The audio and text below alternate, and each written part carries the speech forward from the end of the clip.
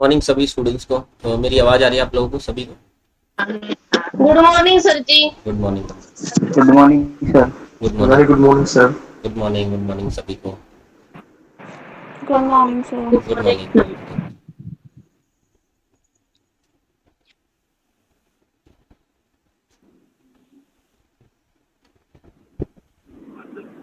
Sir जी very good morning. Good morning. Morning sir. Good morning. Mahavir, आप board लगा रखा आपने, आप डेमो टीचिंग कराना चाह रहे हो? Yes sir, yes sir. चलो आज शुरुआत आपसे ही करते हैं।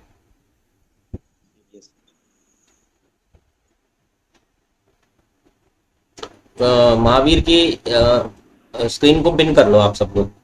हाँ, क्या क्या कराना चाह रहे हो? सेल्फ इंट्रोडक्शन दूंगा पहले तो। क्या कराना चाह रहे हो? मैथमेटिक्स पढ़ा दो टॉपिक। मैथमेटिक्स, क्या topic? Topic sir spotting, heading और पहचान कराना। ठीक है, 5-7 मिनट से ज़्यादा मत रखना, ठीक है? ठीक है सर। ठीक है, करो, स्टार्ट करो। सर इंट्रोडक्शन दे दूं? हाँ, इंट्रोडक्शन दे दो। Sir my name is Mahavir Singh, I belong to Mathura district from Uttar प्रदेश।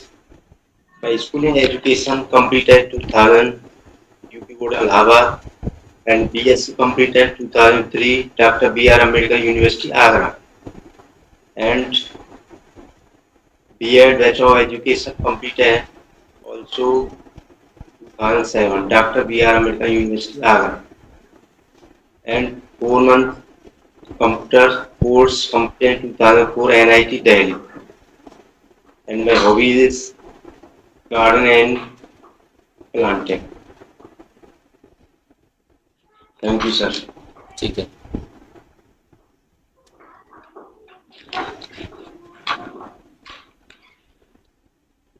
महावीर, आप पीएच कैंडिडेट हो क्या? Yes sir. आप पीएच कैंडिडेट हो? हाँ सर, PhD कैंडिडेट हूँ सर। ठीक है। पैसा से चलता हूँ सर मैं तो। ठीक है, ठीक है, ठीक है। तो इसलिए मैंने नीचे अरेंजमेंट कर दिया है। ठीक है, ठीक है, कोई दिक्कत नहीं। तो sir I have 6 years teaching experience ठीक है, कहाँ पर? एंड CBSE सेकेंडरी स्कूल यही मथुरा में है सर एंड TDT पोस्ट ठीक है, ठीक है, वेरी गुड। साइंस पढ़ाते हैं। ठीक है, करो, टॉपिक स्टार्ट करो आप। Hello student, how are you? Party day today.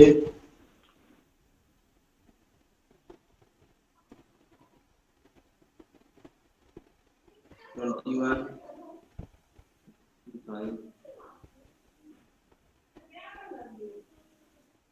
Plus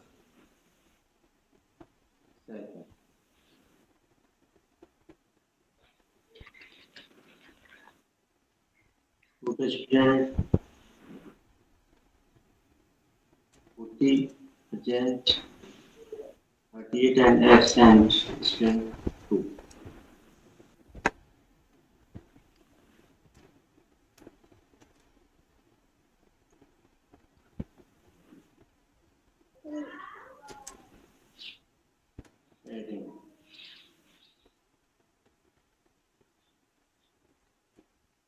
प्यारे बच्चे, यथा आप जो छुट्टियों में घर पे गए थे, वेरी गुड। आप किसके द्वारा घर पे गए बेटा? बस के द्वारा? Very good. और बाय एरोप्लेन? Very good. और किसके द्वारा? ट्रेन के द्वारा? Very good.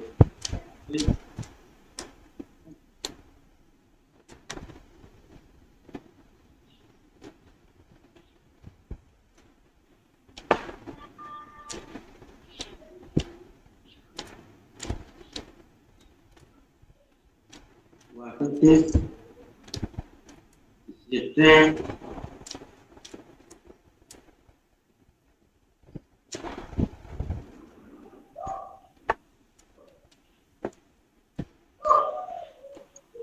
Very good.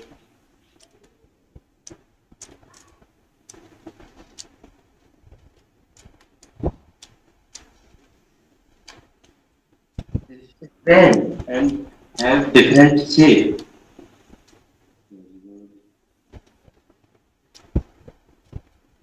क्या है ये seat. Very good.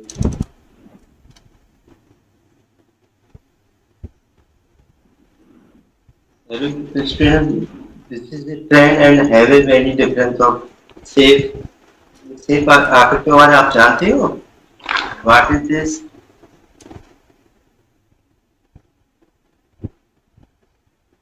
What is this? Triangle है।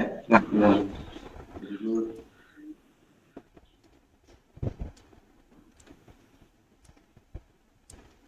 What is this? What is this? This is a square. Very good.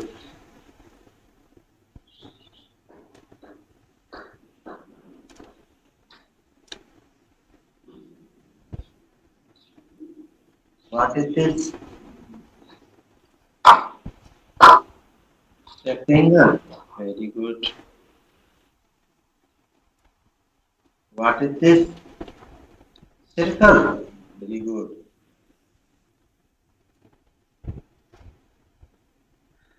circle है तो बेटा ट्राइंगल नंबर ऑफ ट्राइंगल कितने होता है इसमें देखो ट्राइंगल कहाँ पे है ट्राइंगल 1 2 3 ट्राइंगल कितने होते हैं 3 हाँ महावीर, महावीर रुक जाओ, सर मैं आपको एक अलग से मौका दूंगा, आप उसमें अपना देना पूरा, ठीक है। अच्छा सर ठीक है सर हाँ बाकी आप है ना बोर्ड विजिबल एक्चुअली हो नहीं रहा अभी, इसलिए थोड़ा सा मैंने रोक दिया। ठीक है नेक्स्ट टाइम से आप अपना एक प्रॉपर सेटअप कर लेना, आपका एक मॉक इंटरव्यू रख दूंगा फुल, ठीक है, डोंट वरी। और हाँ मैं टाइम बता दूंगा, और जब भी वर्ड्स लिखो ना बड़े वर्ड्स लिखने होते हैं आपको, ठीक है, ठीक है बहुत छोटा लिख रहे हो आप लोग। दूसरी चीज इंटरेक्शन करना होता है, आप अपने आप से इंटरेक्शन कर रहे हो, क्लासरूम से इंटरेक्ट करना होता है, ठीक सर ठीक है। तो मैं आपको वो जब पूरा फुल मॉक इंटरव्यू दूंगा तो उसमें आपको अच्छे से जज करूंगा, ठीक है। ठीक है ठीक ठीक ठीक ठीक है सर थैंक यू ओके, चलिए सभी स्टूडेंट्स को दोबारा से गुड मॉर्निंग, और स्टार्ट करते हैं। एक क्वेश्चन से शुरू करते हैं फिर आगे कंटिन्यू करते हैं। डेमो टॉपिक पे रहेंगे आज हम, आज का हमारा पूरा डेमो टॉपिक पे रहेगा। पहले एक क्वेश्चन ले लेते हैं।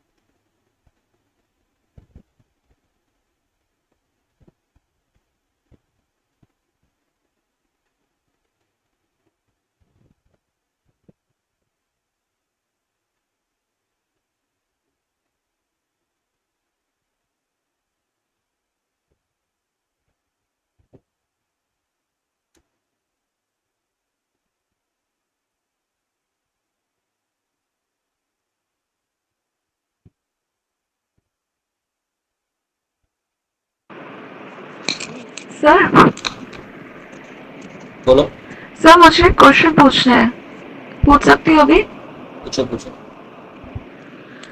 सर मैं कल अपने लिए क्वेश्चंस बना रही थी कि मुझसे क्या क्या क्वेश्चंस किए जा सकते हैं। तो सर मेरे माइंड में एक क्वेश्चन आया कि एक बच्चा पढ़ने में बहुत ज़्यादा इंटेलिजेंट है, बहुत ज़्यादा इंटेलिजेंट है, उसके मार्क्स हमेशा अच्छे आते हैं, एकेडमिकली वो बहुत सही है, बट सर वो ना इंट्रोवर्ट है, चुप रहता है। जब भी क्लासरूम कॉन्वर्सेशन में भी कुछ हो रही होती है, कभी क्वेश्चनिंग होती है, तो वो बच्चा कभी नहीं बोलता। उसके मार्क्स बहुत अच्छे हैं, और वो ऐसा नहीं कि चीटिंग करके ऐसा है, कुछ बच्चे होते हैं ऐसे, बोलते कम है तो उनके मार्क्स बहुत अच्छे होते हैं। तो सर उस बच्चे को सोशलाइज कैसे किया जाए, उसका भी क्लासरूम में इंटरेक्शन कैसे बेटर हो? तो मेरे माइंड में ये क्वेश्चन आया था, तो मुझे पूछना है। ये शाम को देख के नहीं तो पूछ रहे हैं। हाँ सर इसका क्लास में ऐसे रहता है, ये बोलता कम है, ठीक है, वैसे भी हम दोनों साथ में पढ़ते हैं तो इसलिए मार्क्स हमेशा अच्छे आते हैं इसके। देखो सबसे पहली चीज तो ये है कि अगर बच्चा इंट्रोवर्ट है तो ये कोई गलत बात नहीं है, ठीक है, इस बात को ध्यान रखो, क्योंकि इंट्रोवर्ट होना ये नहीं दिखाता कि बच्चा सोशलाइज नहीं है, ये भी दिखा सकता है कि बच्चा कम समय पर कम जगहों पर बोलता है, ठीक है, जहां उसको जरूरत महसूस होती है सिर्फ वहां बोलता है। अब जैसे कि ये पॉइंट यहाँ पर खड़ा होता है कि हम किसी बच्चे को सोशलाइज कैसे करेंगे, लेकिन एक समय ऐसा आता है, हर किसी की लाइफ में ऐसा आता है कि उसको ये ध्यान रखना पड़ता है कि मुझे कहाँ बोलना है। शुरुआत तो हम ये करते हैं कि हमें हर जगह पर एक्सप्रेस करना है अपने आप को, लेकिन कई जगह पर ऐसा हमारी सिचुएशंस ऐसी आती हैं जब हमें ये रियलाइज करना होता है, क्योंकि बोलने से ज्यादा इंपॉर्टेंट होता है कब बोलना और क्या बोलना, ठीक है। जो कि इंट्रोवर्ट, मुझे ऐसा लगता है कि इंट्रोवर्ट जो स्टूडेंट होता है वो काफी ज्यादा बेटर परफॉर्म करता है सोशलाइजेशन के अंदर, इन टर्म्स ऑफ कि हम अगर ये देखें कि एक एक्सट्रोवर्ट बच्चा अपने आप को ओवर एक्सप्रेसिव कर जाता है कई बार, तो वो कहीं ना कहीं सोशलाइजेशन में उतना ज्यादा परफेक्ट नहीं बैठ पाता जितना एक इंट्रोवर्ट बच्चा बैठता है। बट अब हटाओ इन चीजों को, डायरेक्ट आपके क्वेश्चन पे आते हैं। क्वेश्चन ये है, मतलब मैंने आपको इसलिए ये फ्रेम कर दिया क्योंकि आपसे वो क्रॉस क्वेश्चन करेंगे तो इन बातों का ध्यान रखना, ठीक है, क्योंकि वो कहीं से गलत नहीं है ये इंट्रोवर्ट होना। अब यहाँ पर उसको सोशलाइज करने का क्या तरीका है, सबसे पहले सोशलाइज करने के लिए उसको खेल के माध्यम से सोशलाइज करेंगे, ठीक है ना। उसको स्पोर्ट्स उसके अंदर ज्यादा से ज्यादा इंट्रोड्यूस करेंगे कि उसको ज्यादा से ज्यादा स्पोर्ट्स खिलाया जा सके, क्योंकि स्पोर्ट्स एक ऐसा माध्यम है जो बच्चे के सोशल डेवलपमेंट में बहुत अहम भूमिका निभाता है, ठीक है। दूसरी चीज कि हम कोशिश ये करेंगे कि बच्चे को बहुत सारी एक्टिविटीज के अंदर इन्वॉल्व करें, उसको प्रायोरिटी देना स्टार्ट करें, ठीक है, प्रायोरिटी, क्योंकि जनरली ऐसा होता है कि जो बच्चे इंट्रोवर्ट होते हैं उनको कम प्रायोरिटी मिलती है और वही जाकर के एक टाइम पर इंट्रोवर्ट हो जाते हैं, क्योंकि उनको लगता है कि शायद मेरी बात कोई नहीं सुन पाएगा या मेरी कोई बात को नहीं समझ पाएगा। तो इस वजह से धीरे धीरे करके वो अपने आप को एक शाइनेस में लेके चले जाते हैं और वो एक इंट्रोवर्ट काइंड ऑफ बन जाता है उनके लिए, ठीक है। तो ये कुछ प्रैक्टिकल एग्जांपल्स हो सकते हैं, और भी एग्जांपल है अगर कुछ बच्चे चाहते हैं, पहले उनको मौका देता हूँ मैं।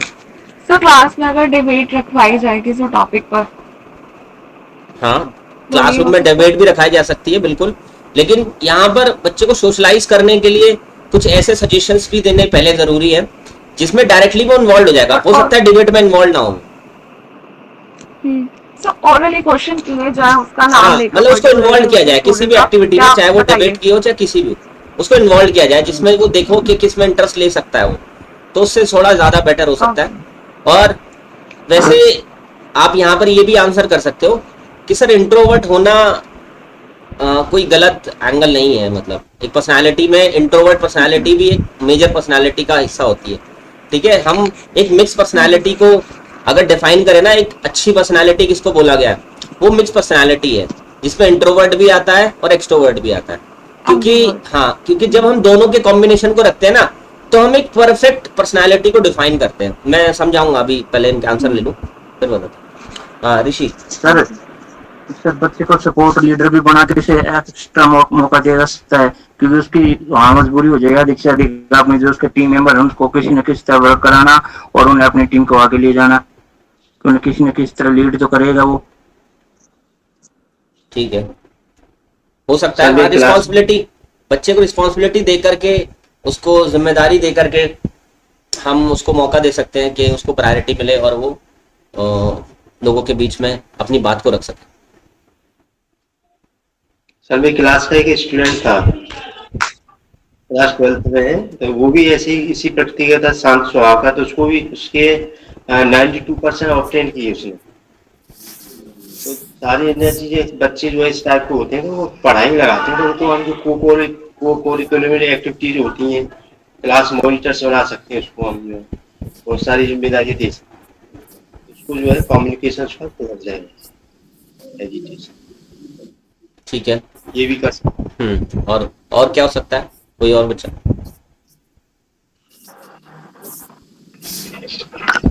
दीपाली बोलो।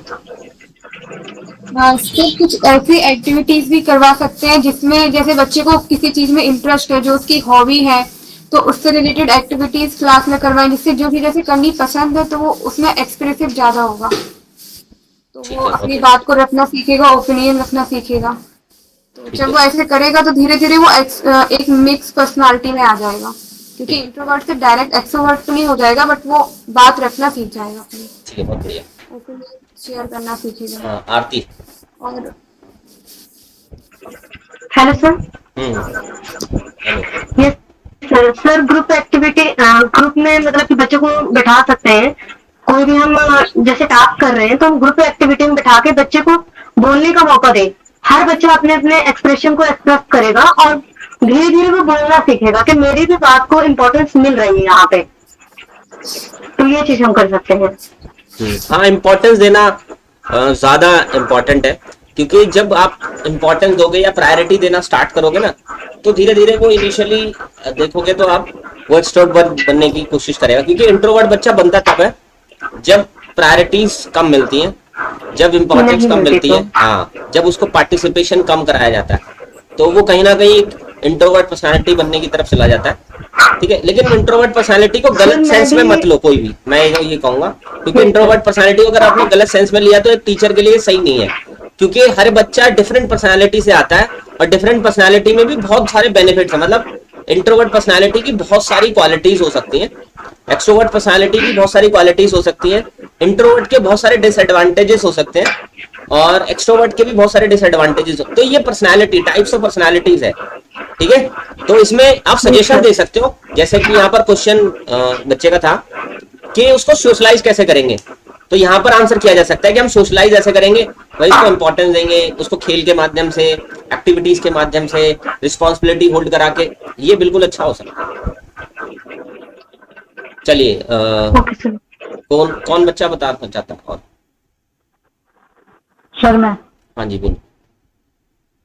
यस सर, बच्चे को ज्यादा से ज्यादा क्लास में अपॉर्चुनिटी दी जानी चाहिए और बच्चे से बार बार ये क्वेश्चन किया जाना चाहिए। लाइक दैट हमने एक पॉइंट ही करवाई है बच्चे को, तो हम पूछेंगे कि भाई कौन इसको और अच्छे से बेटर परफॉर्मेंस इसमें कर सकता है।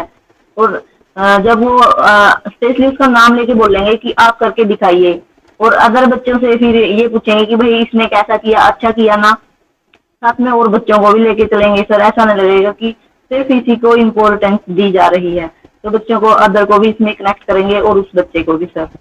क्लास में जैसे छोटी छोटी कोई भी है, लेसन हो गया कंप्लीट, सैटरडे है तो उस दिन लाइक बाल सभा टाइप में, तो उसको ऐसे अपॉर्चुनिटी दी जानी चाहिए सर। तो उसको बोलने के मौका मिलेगा तो उसकी जो हेजिटेशन है, कम बोलना है, वो बोलना शुरू कर देगा। ठीक है सर मुझे भी कुछ कहना है। हाँ, अभी मैं आपको मौका देता हूँ इस क्वेश्चन से ना, जो इस बच्चे ने पूछा है, शायद खुशबू नाम है बच्चे का, खुशबू ने जो क्वेश्चन पूछा है ना, उस क्वेश्चन से मेरे को एक क्वेश्चन और याद आया है। अभी एक बार मौका देता हूँ आपको, एक दो बच्चे रह गए, मैं वो क्वेश्चन पूछूंगा। श्याम बोलो। Yes sir. सर सबसे बड़ा रोल तो घर वालों का होता है। एग्जाम्पल के तौर पे बताता हूँ, मैं अपना बताता हूँ। मैं घर में सबसे छोटा हूँ भाई बहनों में। जब भी हम घर में कोई चीज लेते हैं तो बड़े भाई से भी इस बारे में डिस्कस किया जाता है, तो वो भी अपनी राय देता है। ऐसा नहीं है कि उसकी बात हमेशा सही रहती है, कई बार ऐसे काम भी हो जाते हैं कि उसकी राय लेने पर वो काम गलत हो जाता है और जो मैंने बोला होता है वो सही हो जाता है, लेकिन मेरी बात को इम्पोर्टेंस नहीं दी जाती है। तो एक ये भी रीजन है सर इंट्रोवर्ट होने का। तो इसलिए सबसे पहले यही सबसे रीजन बड़ा है, रोल घर वालों का यही होता रीजन है। है श्याम, यही रीजन। मेरे ओनली घर रीजन। वाले भी ऐसे ही करते हैं, मैं छोटी हूँ ना तो कोई सीरियस ही नहीं लेता, हाँ यही रीजन है, ओनली रीजन है ये। पर मैं बोलती हूँ तो। इंट्रोवर्ट होने का सबसे मेन रीजन यही होता है कि हमें ना प्रायोरिटीज, और वो स्टार्ट घर से ही होती है कि हमें घर में प्रायोरिटीज कम मिलना लग जाती है, इंपॉर्टेंस उतनी नहीं मिलती है, जिस वजह से हम अपनी बात रखना छोड़ देते हैं। जब हम घर में अपनी बात रखना छोड़ देते हैं, धीरे धीरे करके समाज में भी हम इसी एक एटीट्यूड को मेंटेन करते हैं कि जब हमसे कोई पूछा जाएगा तो वहां पर हम चीजों में चुप हो जाएंगे, या वहां पर हम अपनी बात को नहीं रख पाएंगे, और हम ये भी सोचेंगे कि रखने के कोई इंपॉर्टेंस ही नहीं है, क्योंकि वो कहीं ना कहीं हमारे बिहेवियर में इंक्लूड हो चुका होता है।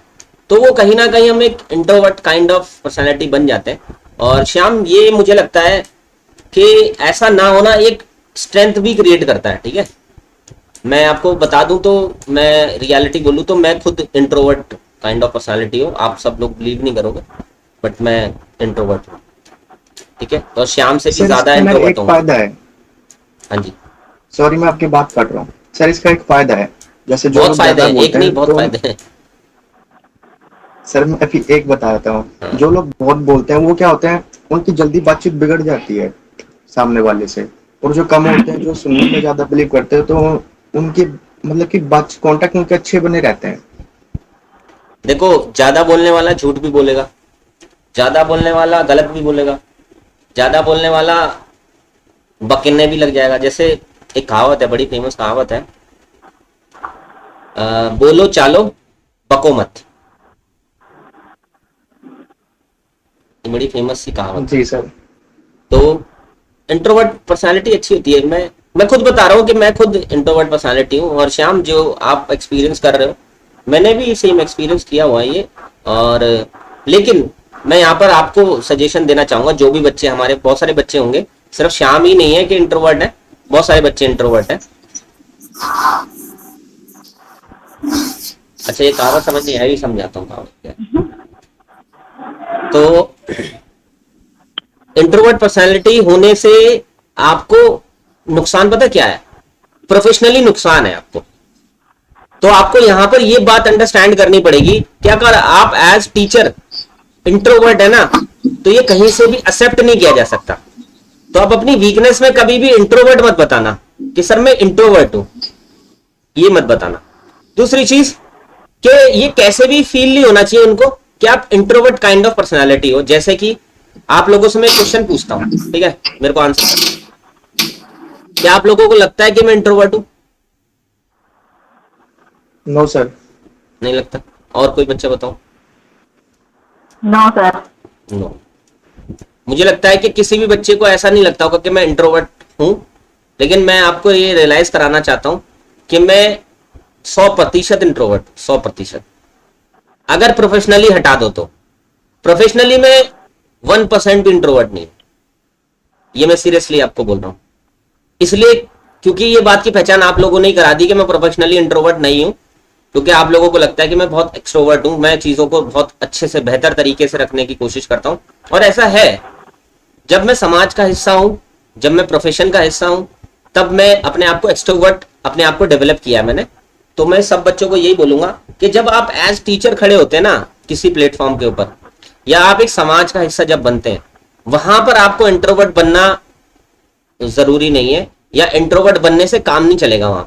वहां अपने आप को आपको डेवलप करना पड़ेगा एक्सट्रोवर्ट बनने के लिए, क्योंकि हम पूरी लाइफ के अंदर इंट्रोवर्ट भी रहते हैं, एक्सट्रोवर्ट भी होते हैं, सिचुएशन के अकॉर्डिंग चलते हैं। जैसे कि अगर फैमिली की बात है, तो फैमिली में हम इंट्रोवर्ट बने रहेंगे, कोई दिक्कत नहीं है, कोई नुकसान नहीं होगा, कोई लॉस नहीं होने वाला हमें। लेकिन अगर हम प्रोफेशनली इंट्रोवर्ट बन गए तो बहुत लॉसेज हो सकते हैं, बहुत नुकसान हो सकता है। ठीक है, तो इस चीज को मेंटेन जरूर करना। सर, आपने कभी ये एक्सपीरियंस किया है कि आप जिस बच्चे के साथ एक्सट्रोवर्ट हो रहे हो, फ्रेंडली हो रहे हो, तो उस बच्चे का थोड़ा डर निकल गया है?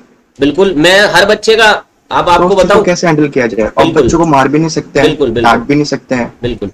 देखो, मैं मेरी कोशिश ये होती है कि मैं किसी भी क्लास को ऑफलाइन या ऑनलाइन क्लासेस के अंदर, मैं तो ऑनलाइन में भी हर बच्चे से कैमरा इसलिए ऑन कराता हूं क्योंकि मैं चाहता हूं कि वो बच्चा मेरे से इंटरेक्ट करे।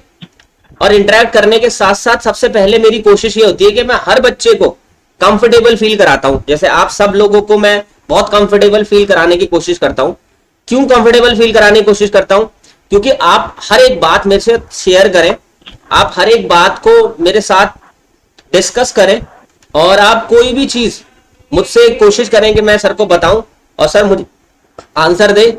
और कहीं ना कहीं आपको प्रायोरिटी देने की कोशिश करता हूं, आपको इंपॉर्टेंस देने की कोशिश करता हूं, जो कहीं ना कहीं आपको एक्सट्रोवर्ट बनाने की कोशिश कर रही है। जैसे कि आप सब लोग जब क्वेश्चन को आंसर कर रहे होते हो तो कहीं भी ये लगता नहीं है कि आप एक्सट्रोवर्ट नहीं हो। ठीक है, क्योंकि आप उसको एक्सप्रेस करने के लिए, कुछ भी बोलने के लिए रेडी हो, आप एक्सप्रेस करने के लिए, चीजों में डिबेट करने के लिए भी रेडी हो। वो किस लिए हो? क्योंकि यहां पर आपकी बात को इंपॉर्टेंस मिल रही है। तो मैं बहुत बार एक्सपीरियंस कर चुका हूं, बहुत सारे ऐसे बच्चे होते हैं जो इंट्रोवर्ट होते हैं, और मैं उनको एक्सट्रोवर्ट 100% बना देता हूं अपनी क्लास के अंदर। ठीक है, बहुत, मतलब मल्टीपल स्टूडेंट ऐसे होंगे, मतलब हर बैच में मेरे को बहुत सारे स्टूडेंट मिलते हैं। इंट्रोवर्ट को तो मैं पहले टारगेट ही मैं इंट्रोवर्ट बच्चों को करता हूं। मेरा टारगेट ही वही है इनिशियली। सर जी एक बात बोले, बोलो। सर मुझे भी घर पे ना ऐसे ही बोलते हैं, मतलब कि आप ना बहुत कम बोलते हो, बोलते ही नहीं हो।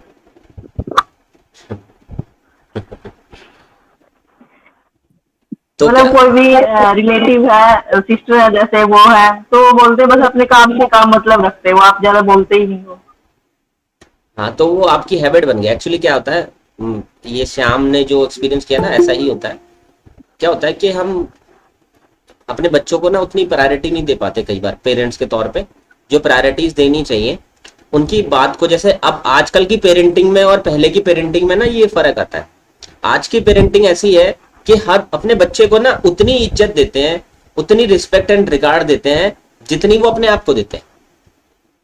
लेकिन पहले की जो पेरेंटिंग है, पहले की पेरेंटिंग में ऐसा था कि बच्चा बोल रहा है तो वो गलत बोल रहा है, या उसकी बात इतनी सही कैसे हो सकती है, या उसकी बात या उसके डिसीजंस इतने मायने नहीं रखते, क्योंकि और भी अ, लोग हैं घर के अंदर जो इस बात को डिस्कस कर लेंगे, और बहुत सारे ऐसे डिसीजंस होते हैं जिसमें उसकी इन्वॉल्वेंस ही नहीं होती। तो कहीं ना कहीं वो बच्चा फिर अपने ना डिसीजंस को रिजर्व कर लेता है, अपने थिंकिंग को रिजर्व कर लेता है, अपनी स्पीच को रिजर्व कर लेता है, और धीरे धीरे रिजर्व करते करते ना एक ऐसा ये सिनेरियो क्रिएट कर लेता है वो, कि कहीं ना कहीं वो एक अपने ही दुनिया में रहने लग जाता है, जिसमें ऑब्जर्वेशन ज्यादा चलती है। मतलब वो चीजों को ऑब्जर्व बहुत कर रहा है अच्छे से। जैसे इंट्रोवर्ट की क्या पर्सनालिटी का क्या क्वालिटीज होती है कि वो ऑब्जर्वेशन बहुत अच्छी करता है, वो बहुत अच्छे से ऑब्जर्व कर सकता है, वो किसी के राज को घोल के पी सकता है और अपने मुंह से उफ तक नहीं करेगा। मतलब बहुत सारी ऐसी क्वालिटीज होती हैं जो इंट्रोवर्ट के अंदर डेवलप हो जाती है। तो एक अच्छा ऑब्जर्वर होता है वो इंट्रोवर्ट, ठीक है। और बहुत सारी ऐसी चीजें होती हैं टेक्निकली अगर देखें तो पेशेंस उसके अंदर मिलेगा जरूर, कि वो बहुत पेशेंस रखता है। मतलब उसके फेस पे कहीं भी आपको ऐसा नहीं लगेगा कि एक्साइटमेंट दिखाने की कोशिश कर रहा है, वो बहुत पेशेंस रखेगा। इसी के साथ साथ वो किसी भी काम को करने में अगर रणनीति बना ली उसने तो वो उस काम को कर जाएगा, क्योंकि वो ज्यादा बोलने में बिलीव नहीं कर रहा या ज्यादा चीजों को एक्सप्लोर करने में बिलीव नहीं कर रहा, वो डायरेक्ट करने में बिलीव कर रहा है।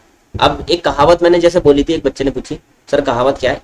एक कहावत ये है कि बड़ी पुरानी कहावत है जिसमें ये कहा जाता है कि खाओ पियो छको मत। मतलब ऐसा ना हो कि पेट भर जाए, और देखो भालो, मतलब किसी चीज को अगर देखना है तो देखो भालो, लेकिन तको मत। कई लोग ना टक टकी लगा लेते हैं, तक लेने, तो वो मत करो।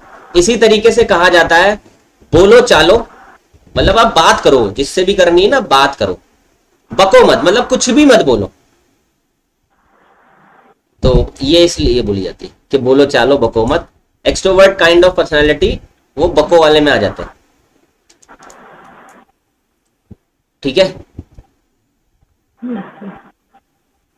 तो श्याम, आपको लगता है कि आपको यहाँ क्लास में इंपॉर्टेंस मिलती है?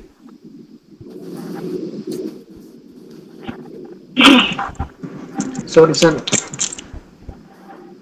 मुझे सुनाई नहीं दिया ठीक से। मैं कह रहा हूँ आपको लगता है कि क्लास में आपको इंपॉर्टेंस मिलती है? जी सर। तो ये मैं क्वेश्चन इसलिए पूछ रहा हूँ कि हमें हर एक स्टूडेंट को, जो चाहे इंट्रोवर्ट हो, स्पेशली इंट्रोवर्ट, उसको ना इंपॉर्टेंस देनी शुरू करनी पड़ेगी, तब जाकर वो धीरे धीरे करके ना एक्सट्रोवर्ट बन जाएगा प्रोफेशनली, ठीक है, या इंटरेक्शन करते समय किसी से भी, ठीक है। अब घर में नहीं है, वो आपके हाथ में नहीं है, ठीक है, क्योंकि वो घर में चेंज नहीं कर पाओगे आप, ठीक है। ये रियलिटी है और मैं भी नहीं चेंज कर पाया। ऐसा नहीं है कि ये पॉसिबल है, क्योंकि मेरे को तो बेस्ट पॉसिबल चीजें आती हैं। सर बच्चों को कैसे हैंडल किया जाए अगर उनसे अगर हम ज्यादा फ्रेंडली हो जाए तो? नहीं नहीं, देखो इसमें क्या है कि एक बाउंडेशन भी रखना जरूरी होता है, कि जब भी हम एक एज ए टीचर किसी क्लासरूम को पढ़ाते हैं तो वहां पर हमारे नेचर को सिर्फ फ्रेंडली होना चाहिए, और उस नेचर फ्रेंडली होने के साथ साथ कई बार बच्चे होते हैं कि सर पे चढ़ जाते हैं, क्योंकि हम फ्रेंडली नेचर दिखा रहे हैं और उसकी वजह से वो सोचते हैं कि शायद सर किसी भी बात का बुरा नहीं मानेंगे। नहीं, ऐसा नहीं है। तो आपको नेचर फ्रेंडली रखते हुए एक बाउंडेशन भी मेंटेन करनी होती है ना। इतना क्लोज किसी स्टूडेंट के नहीं जाना होता कि जहां पर उसको ये चीज भी रियलाइज ना हो कि एक टीचर की रिस्पेक्ट एंड रिगार्ड है, एक बाउंडेशन है टीचर और स्टूडेंट के रिलेशनशिप में। ठीक है, तो ये मेंटेन करना हमारे हाथ में, बच्चे के हाथ में नहीं है। बच्चा तो कुछ भी कभी भी कुछ भी बोलेगा, लेकिन आपको रिस्पॉन्ड करना है कि बच्चा जब ये बोल रहा है इसके पीछे की वजह क्या है, या क्या बच्चा उस बाउंडेशन को तो खत्म नहीं करने की कोशिश कर रहा है, क्योंकि बच्चा हर मोमेंट पर, हर सिचुएशन पे बाउंडेशन खत्म करना चाहता है।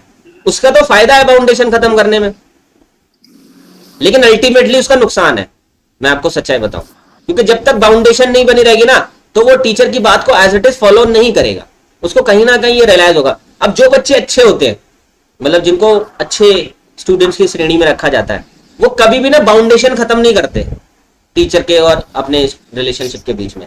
लेकिन कुछ बच्चे ऐसे होते हैं जो हल्की सी छूट देने पर, हल्की सी फ्रीडम देने पर, हल्का सा कंफर्टेबल ज्यादा करने पर वो उस चीज का ना फ्रीडम ले लेते हैं, और वो मुझे लगता है कि एक टीचर को नहीं देनी चाहिए, वहां बाउंडेशन मेंटेन करना चाहिए।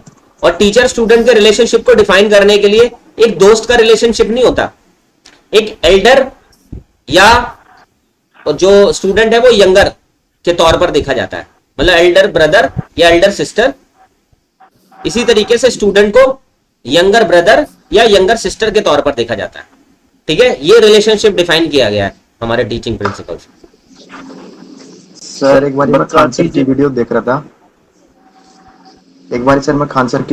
था, तो वो एनईपी पे बात कर रहे थे। वो कहते हैं कि बच्चों से ऐसे कांटेक्ट करके रहो कि जैसे आप उनके दोस्त हो। अगर आप फ्रेंडली नेचर रखोगे तो वो आप अपनी बात शेयर कर पाएंगे आपसे। हाँ, नेचर फ्रेंडली रखना है, बिल्कुल मैं भी तो यही बोल रहा हूँ, नेचर फ्रेंडली ही रखना है आपको। ये तो कहा ही गया है, ये तो टीचिंग प्रिंसिपल में ऑलरेडी दिया हुआ है कि आपको नेचर फ्रेंडली रखना है। मैंने फ्रेंडली नेचर के लिए मना थोड़ी करा है, मैं तो यही कह रहा हूं कि आपका जो नेचर है ना फ्रेंडली होना चाहिए, बस फ्रेंड नहीं होनी चाहिए। नेचर फ्रेंडली में और फ्रेंड होने में दोनों में फर्क है। तो ज्यादा फ्रैंकली रहेंगे तो बच्चा टीचर की बात को सीरियसली कभी नहीं लेगा। नहीं, फ्रेंड नहीं बनना आपको, फ्रेंड नहीं बनना, नेचर फ्रेंडली रखना है बस, कि वो कंफर्टेबल फील करे बस। इससे ज्यादा आपको ओवर जाने की जरूरत नहीं पड़ेगी। ठीक है, क्योंकि बच्चे को हमारी बात को सीरियसली लेना है, वो रिलेशनशिप मेंटेन करना पड़ेगा हमें, वो डिग्निटी मेंटेन करनी पड़ेगी एक स्टूडेंट और टीचर के रिलेशनशिप में, वो हमें करनी पड़ेगी, बच्चा नहीं करेगा। सर मैंने भी नहीं होना। अपने टीचिंग एक्सपीरियंस से ये सीखा है सर, एक टीचर को जो है एक साइकोलॉजी का ज्ञान होना बहुत जरूरी है, तभी वो क्लास को कंट्रोल कर पाएगा। और बच्चों से जैसे स्कूल में करी बात करना, क्योंकि मन की बात को कैसे पहचाना जा सकता है, तो ये जरूरी। चलिए आगे मैं बढ़ते। बोलूं सर एक मिनट? हाँ बोलो। सर कई बार देखा गया है कि घर वगैरह में बच्चा कोई काम कर रहा है, अगर पेरेंट्स को हटाना चाहते हैं उस काम से या कोई वो एक्स्ट्रा वर्क करना चाहते हैं, बच्चा नहीं हट रहे, बोलते हैं बेटा ये काम कर ले नहीं तेरे टीचर को फोन कर देंगे। बच्चा कहीं ना कहीं से डरा हुआ टीचर से, ये चीज भी हमने देखने को बहुत सारी मिलते हैं। जैसे बच्चा पढ़ाई नहीं कर रहा, पेरेंट्स उसकी मम्मी पापा बोलते हैं बेटा अभी लो आपके टीचर को फोन लगाते हो, बच्चा उसी टाइम उस काम को छोड़कर वो करने लग जाता है। कई बार तो देखे रोने लग जाता है, ये भी ज्यादा इफेक्ट पड़ता है बच्चे पर। ठीक है, एक ये दूसरा एंगल भी हो सकता है इसका कि वो टीचर को ज्यादा इंपॉर्टेंस देता है, मतलब एक ये एंगल भी होता है वैसे कि वो टीचर को, वो चाहता है कि टीचर के सामने मेरी बेइज्जती ना हो, ठीक है, मतलब टीचर को प्रायोरिटी देता है वो बच्चा ना, जनरली इसलिए होता है वैसे, डर की वजह से नहीं कह सकता मैं, लेकिन प्रायोरिटी देता है वो। ठीक है, क्योंकि वो सुप्रीम मानता है टीचर, छोटा बच्चा जो होता है एलिमेंट्री लेवल पर जिसको हम पढ़ाते हैं, वो टीचर को सुप्रीम मानता है, ये रियलिटी है।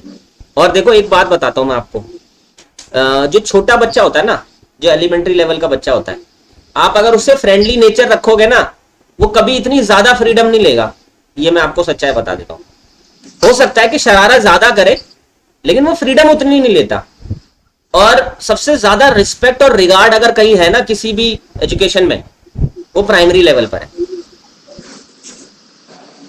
अगर वो आप चाहते हो ना, वो रिस्पेक्ट रिगार्ड और जो फिलोसफिकल बातें हैं टीचिंग प्रोफेशन के लिए, वो अगर कहीं देखने को मिलेंगी ना, वो प्राइमरी स्कूल में जाकर देखने को मिलेंगी।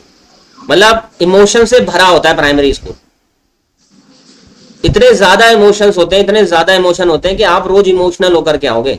एक दिन आपका ऐसा मन नहीं करेगा कि आज नहीं पढ़ाता हूं, क्योंकि बच्चों के इमोशन आपके साथ इतने ज्यादा कनेक्टेड हो जाएंगे, आपको लगेगा नहीं यार इनको पढ़ाता हूं, इनकी लाइफ के लिए इंपॉर्टेंस मुझे रखनी जरूरी है। ठीक है, तो बहुत मेरा मानना ये है, मैंने अपने एक्सपीरियंस से ये सीखा है कि दुनिया में जितने भी टीचर्स हैं ना, उनमें सबसे बड़ा टीचर मेरी नजर में प्राइमरी टीचर। जो प्राइमरी टीचर के तौर पर काम करता है, मुझे ऐसा लगता है कि वो सबसे ज्यादा सैलरी एक्सपेक्ट करता है। उसकी पोस्ट अगर सीनियरिटी को देखा जाए तो उसकी पोस्ट हाईएस्ट होनी चाहिए, ये मेरा मानना है प्राइमरी टीचर की, क्योंकि उसी का दिया हम खाते हैं। मान लीजिए हम टीजीटी के तौर पर पढ़ा रहे हैं, पीजीटी के तौर पर पढ़ा रहे हैं, कॉम्पिटिटिव लेवल के तौर पर पढ़ा रहे हैं, हायर एजुकेशन में पढ़ा रहे हैं, कहीं भी पढ़ा रहे हैं, ये जो बीज बोया है ये प्राइमरी टीचर ने बोया है। प्राइमरी टीचर ने अगर बीज अच्छे से नहीं बोया होता तो आप फसल नहीं काटते, क्योंकि आप तो फसल काट रहे हैं, आपकी इंपॉर्टेंस उतनी नहीं है। लेकिन हमारे यहाँ सिस्टम ही उल्टा चल रहा है, प्राइमरी टीचर की कोई वैल्यू नहीं करते, सबसे लोएस्ट टीचिंग पोस्ट में रखा जाता है इसको। नहीं, एक बात तो है सर, ये कहा जाता है बच्चा जो पीआरटी में होता है वो कच्चा खड़ा होता है, उसको जो आकर टीचर देगा या जिस तरह बनाएगा उसी तरह डल जाएगा, और जाके फ्यूचर में आगे जाके उसका बहुत ज्यादा प्रॉफिट बच्चे का है। जैसे यहाँ पे टीजीटी या पीजीटी को जो हमने बच्चे को जिस लेवल में डाल दिया, आगे जाके उसी में रहेगा। टीजीटी पीजीटी के हाथ में नहीं होता कि उसको चेंज कर सके।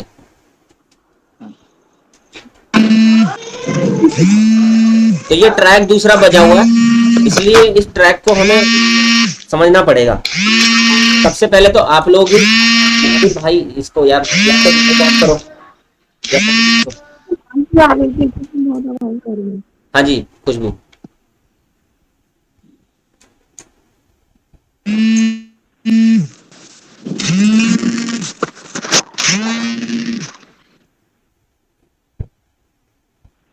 खुशबू कुछ कहना चाह रहे हो?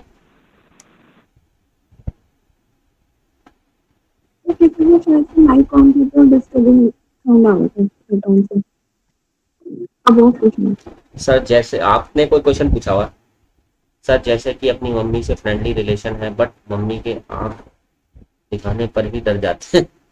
ठीक है, हाँ ऐसा हो सकता है। फ्रेंडली नेचर हम अपने घर में किसी ना किसी एक पर्सन से रखते हैं, ठीक है, तो वो मेंटेन करा हुआ आपकी मम्मी ने ना, वो डिग्निटी मेंटेन करी हुई है, वो रिस्पेक्ट रिगार्ड, वो फाउंडेशन बनाई हुई है, तो जिससे आप इस चीज का एडवांटेज ज्यादा नहीं लेते। ठीक है, तो आप सब लोग को मैं यही बहुत बोलूंगा कि प्राइमरी टीचर के तौर पर पहले तो अपने चेहरे पर ये खुशी लेकर के आओ कि आप दुनिया का सबसे बड़ा काम करने वाले हो, जो कि शायद किसी के हाथ में भी नहीं। राष्ट्रपति का भी इतनी बड़ी पोस्ट नहीं समझता मैं, जितनी प्राइमरी टीचर की पोस्ट इतनी बड़ी है मेरे लिए पर्सनली। और जो साइकोलॉजिस्ट है, जितने एजुकेशनिस्ट हैं, या जो स्कॉलर्स हैं एजुकेशन के ऊपर जिन्होंने काम किया है, उन सब ने प्राइमरी टीचर के को बेटर बनाने के ऊपर ही काम किया है। अगर आप देखो जितनी थ्योरीज हैं, ये सारी थ्योरीज किसके लिए डेवलप की गई हैं? एलिमेंट्री लेवल के। ठीक है, और प्राइमरी टीचर सिर्फ 5वीं तक नहीं होता, पहली क्लास से जो शुरू करे ना और ऑलमोस्ट 8वीं क्लास तक चले, क्योंकि एलिमेंट्री लेवल है ना 1st से 8th के बीच में होती है। ठीक है, तो जो स्टार्टिंग से मतलब क्लास 1 से किसी बच्चे की शुरुआत कराता है वो एक अच्छा टीचर होता है। मुझे अगर मौका मिला तो मैं प्राइमरी टीचर्स को कुछ स्पेशल वो दिलवाऊंगा गवर्नमेंट की तरफ से, कि कुछ स्पेशल उनको मिलने लग जाए या कुछ ऐसी चीज हो। मैंने टीचिंग छोड़ी उस दिन करूंगा ये काम, क्योंकि टीचिंग भी छोड़ूंगा, क्योंकि टीचिंग में बाउंडेशन बहुत ज्यादा है, टीचिंग में बहुत ज्यादा फंस जाते हैं। बहुत सारे काम ऐसे करने होते हैं जो हमें खुद से सेटिस्फेक्शन के लेवल पर जाना होता है। ठीक है, क्योंकि मेरा मोटिव ये थोड़ी है कि मैं किसी स्कूल में पढ़ाना चाहता हूँ, किसी कॉलेज में पढ़ाना चाहता हूँ, क्योंकि मैं सब कुछ करके देख चुका हूँ, मैंने हर जॉब को अचीव करके देखा हुआ है। मेरी अब डायरेक्ट सर इंटरव्यू का कौन सा टॉपिक चल रहा है? कुलदीप, ये इंटरव्यू का टॉपिक चल रहा है सिचुएशनल क्वेश्चंस के ऊपर हम लोग डिस्कस कर रहे हैं। ठीक है, हाँ मेरा क्वेश्चन ये था, मैंने बोला था ना कि इसी क्वेश्चन से मुझे एक क्वेश्चन याद आ रहा है। तो क्वेश्चन ये है एक बच्चा है जो क्लास में दिन भर पढ़ता रहता है, ठीक है, और घर पे भी बहुत अच्छे से पढ़ता रहता है, होमवर्क भी टाइम पर करके लेकर के आता है, क्लास में डिसिप्लिन भी मेंटेन करता है, वो ज्यादा लोगों से बातें भी नहीं करता, जनरली पढ़ता हुआ ही देखा जाता है। लेकिन जब रिजल्ट आता है तो उसके बच्चे के मार्क्स इतने अच्छे नहीं आते जितनी उसको अपने आप से एक्सपेक्टेशन होती है, या सब क्लासरूम को या टीचर को एक्सपेक्टेशन होती है। क्या रीजन है? क्वेश्चन समझ गए? जी सर। कर दो शुरू। सर मैंने भी ऐसे बहुत से लोगों को देखा है जो साथ में पढ़ते हैं, बहुत अच्छा परफॉर्म करते हैं, लेकिन जब एग्जाम देने जाते हैं तो उनके मार्क्स बहुत कम आते हैं। उनका रीजन ये होता है वो बहुत ज्यादा हेजिटेट होने लग जाते हैं। वो अपने बारे में ना सोच के लोगों के बारे में सोचते हैं, जैसे वो मुझे देख रहा है, या फिर ज्यादा घबराहट फील करते हैं। इस वजह से सर उनके मार्क्स कम आते हैं, अपना फोकस बना नहीं पाते हैं वो एग्जाम टाइम में। लेकिन जब वो अकेले में स्टडी करते हैं तब बहुत अच्छे से फोकस करते हैं, उन्हें दिखता है हाँ अब मेरे आसपास कोई नहीं है। ठीक है, और कोई बच्चे? सर ऐसा हो सकता है जैसे उसको हम उसका जो पढ़ने का जो तरीका है वो टॉपिक में है, उनको एक्स्ट्रा पढ़ना, या जैसे कह सकते हैं ओवर कॉन्फिडेंस हो, तो ये भी एक इफेक्ट हो जाता हाँ, ओवर कॉन्फिडेंस भी एक समस्या हो सकती है उसके साथ। और कोई बच्चा? मैं बोलूं? बोलो। सर ऐसा इसलिए भी हो सकता है कि पढ़ता बहुत कुछ खुशबू, है। आपकी आवाज नहीं आ रही, आप बहुत धीरे बोलो। मेरे बच्चे लोग हुए हैं, तो मैंने वो अटेंशन हो गए। बोलो, आप बोलो आंसर। सर अब आ रही है आवाज? हाँ, मतलब आप, ऐसा लग रहा है कि आपकी आवाज दबी हुई है कहीं। अब आ रही है? हाँ, अभी ठीक है।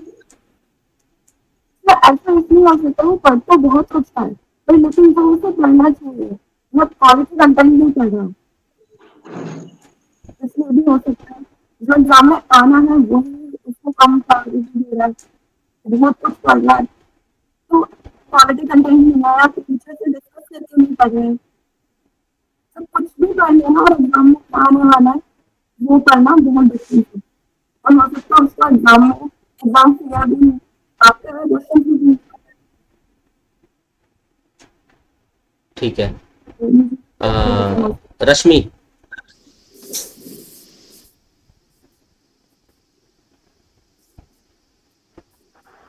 रश्मि आप बताइए। सर क्वेश्चन रिपीट करना एक बार। क्वेश्चन है, कोई बच्चा क्वेश्चन रिपीट कर दो।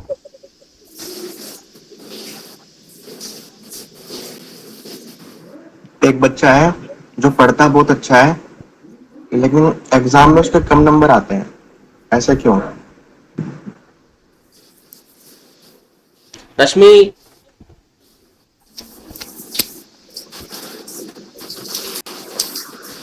सुमन। Yes sir, good morning good sir. Morning. Sir ये भी तो हो सकता है ना, ये बच्चा जैसे साल पढ़ रहा है, एग्जाम के टाइम पे उसको प्रेशर हो जाए कि मार्क्स मेरे कम हो जाएंगे, या फिर मार्क्स कम हो गए तो घर वालों का या फिर टीचर का भी तो प्रेशर हो प्रेशर, सकता यानी है। प्रेशर फील नहीं कर, प्रेशर झेल नहीं पाता। ये भी हो सकता है, और ये भी तो कोई हेल्थ इशू भी तो हो सकता है उस एग्जाम के टाइम, इसी वजह से जैसे योगात्मक और जो नहीं नहीं, टेंशन होता है। हेल्थ इशू तो देखो तब होगा जब एक बार ऐसी दिक्कत आए, लेकिन जनरली ऐसा ही होता है। सर वो तो प्रेशर की वजह से ही हो सकता है। प्रेशर की वजह से हो सकता है, ठीक है। सर मैं बोलूं? हाँ जी, बोलिए सुमन।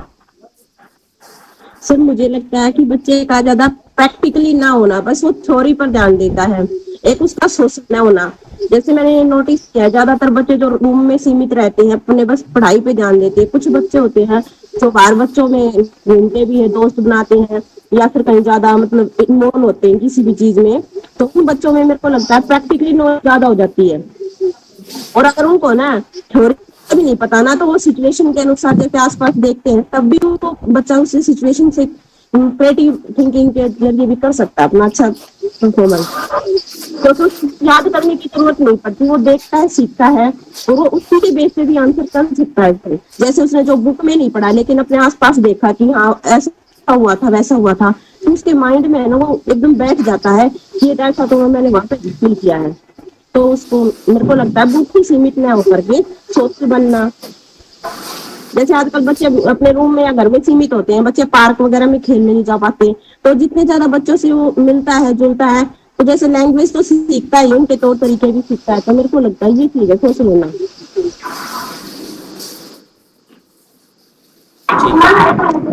इस बारे में मैं बताऊं कुछ? हाँ जी बोलिए। मेरा बेटा है वो सर कुछ इसी टाइप से है सर, वो पढ़ता भी बहुत अच्छा है और स्कूल में भी डिसिप्लिन में रहता है, होमवर्क वगैरह सब कुछ कंप्लीट करता है। लास्ट टाइम फाइनल उसके मार्क्स उतने ज्यादा नहीं हो पाते जितना कि मैं एक्सपेक्ट करती हूँ, बट उसके साथ जो टीचर की वो प्रगति को बस क्रिटिसाइज करता है।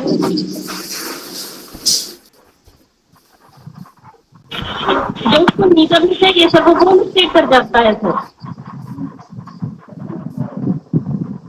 ठीक है आरती। एक उसके नंबर कम आने का यही कारण लग रहा है सर मेरे को।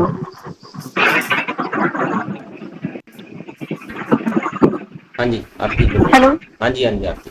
तो सर मुझे लगता है कि वो जो इतना पढ़ के उसके ऊपर प्रेशर, एग्जाम के टाइम पे प्रेशर आ जाता है और वो रिकॉल नहीं कर पाता चीजें।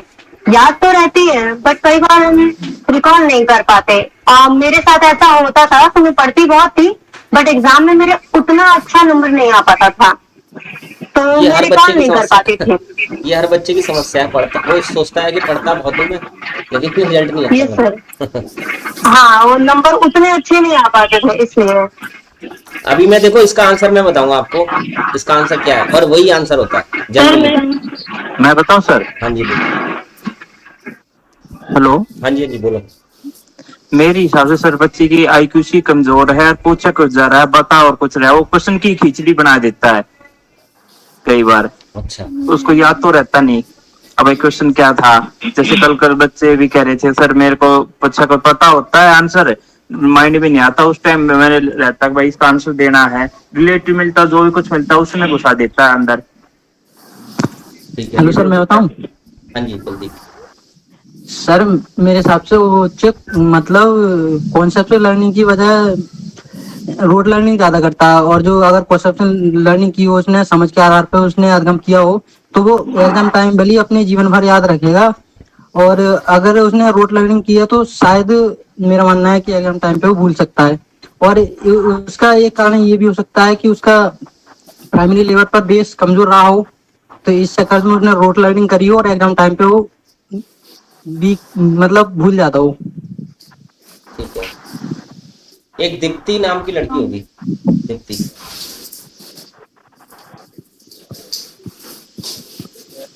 है कोई दीप्ति है? नहीं है? सर मोस्टली मतलब ऐसा मेरे साथ भी होता है कि मुझे एग्जाम फोबिया बहुत है। मतलब पढ़ेंगे सब कुछ लेकिन जब पेपर देने जाएंगे तो उस टाइम सुबह से इतने सारे इमोशंस दिमाग में आते हैं कि एग्जाम हॉल तक पहुंचते पहुंचते और उन इमोशंस को बच्चे भी कंट्रोल नहीं कर पाते, क्योंकि मेरे साथ भी ऐसा होता है कि मैं कंट्रोल नहीं कर पाती और वो एग्जाम उतना अच्छा नहीं हो पाता, उतना परफॉर्मेंस जितना होना चाहिए। तो ये भी हो सकता है लेकिन कि वो एग्जाम हॉल का जो सिनेरियो होता है वो बच्चा देख के डर जाता है, उस टाइम जो इमोशंस आते हैं उनको वो अच्छे से टैकल नहीं कर पाता। ठीक है, बहुत बढ़िया। एक बार क्वेश्चन भी आया था ये वाला। नंबर कम आते हैं। ये क्वेश्चन भी एक बार आया था, एक एग्जाम में क्वेश्चन था। ये क्वेश्चन था कि बच्चा जब एग्जामिनेशन सेंटर में जाता है तो क्वेश्चन पेपर को देख करके उसके हाथ पैर फूल जाते हैं। यस सर, ऐसा हो जाता है। ऐसा होता है कि वो नर्वस और हर कोई इमोशंस को कंट्रोल बहुत अच्छे से नहीं कर पाता और स्पेशली बच्चे तो डर जाते हैं तो वो इतना अच्छा परफॉर्मेंस नहीं हो पाता। बच्चा एंजाइटी फील करने लग जाता है। तो यस सर, मेजर तो देखो इनिशियली तो ये चीजें होती है जो बच्चे के ऊपर इम्पैक्ट डाल देती हैं, जिस वजह से उसकी परफॉर्मेंस इतनी ज्यादा बेटर नहीं हो पाती। जैसे हमारे इंटरव्यू के भी काफी सारे बच्चे तो वो एंजाइटी में आ जाते हैं, वो एक प्रेशर से में आ जाते हैं जिस वजह से वो आंसर प्रॉपर नहीं कर पाते। एक तो ये तरीका है। दूसरा कि जब कोई भी बच्चा अच्छा परफॉर्म नहीं कर पा रहा लेकिन पढ़ वो दिन भर रहा है, ठीक है, इतना अच्छे से सारी चीजें कर रहा है, क्योंकि मैंने हर बार देखा है, मेरे पास जितने भी बच्चे आते हैं हर बैच के अंदर ऐसा होता है कि एक बच्चा ऐसा होता है जिस पर सबको उम्मीद होती है कि ये तो टॉप करेगा, ये तो टॉप करेगा, ये तो टॉप करेगा, हाँ, और मैं आपको सच्चाई बताऊं, वही टॉप नहीं करता। आज तक ऐसा हुआ नहीं जिस पर सबकी उम्मीद हो ना उसने टॉप किया हो, लेकिन क्लासरूम में सबको लगता है कि ये टॉप करेगा।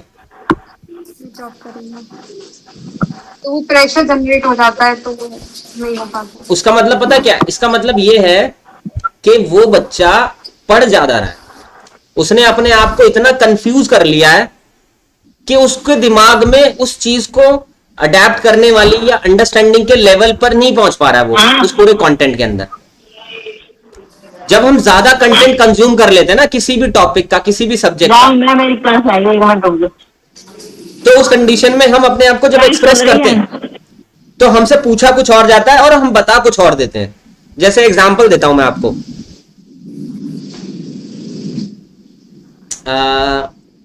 आपने लक्ष्मी पब्लिकेशन की बुक, मतलब आपने जेबीटी बीएड में कोई बुक्स पढ़ी थी? Yes sir, Lakshmi publication. Lakshmi publication या और भी बहुत सारे पब्लिकेशन है, आप उसमें देखना। पवन की पढ़ते हैं। हाँ, पवन वगैरह की आप उसमें देखना। आपने नोटिस भी किया होगा कि आप कोई भी क्वेश्चन उठा रहे हो, ऑलमोस्ट जवाब सिमिलर निकल करके आ रहे हैं। ऐसा लग रहा है कि जैसे कॉपी पेस्ट किया गया। यस सर, वो भी सिमिलर रहती हैं, है ना ज्यादातर, लेकिन क्वेश्चन कुछ और है, लेकिन ऑलमोस्ट आंसर वो सिमिलर देते जा रहे हैं। घुमा फिरा कर वही बात आ जाती हाँ, है। घुमा फिरा के वही बात बोले जा रहे हैं, लेकिन जबकि आंसर कुछ और होना चाहिए, क्योंकि उन्होंने कॉपी पेस्ट किया हुआ, इस वजह से ऐसा है। तो ऐसे ही क्या होता है कि बच्चा जब कंटेंट को ज्यादा कंज्यूम कर लेता है ना, तो वो सारी चीजों की अंडरस्टैंडिंग ना बना करके कुछ चीजों की अंडरस्टैंडिंग बना लेता है। अब हर चीज में ना उसी को रेप्लिकेट कर देता है, जबकि क्वेश्चन कुछ और पूछा जा रहा है, उसको आंसर कुछ और करना चाहिए।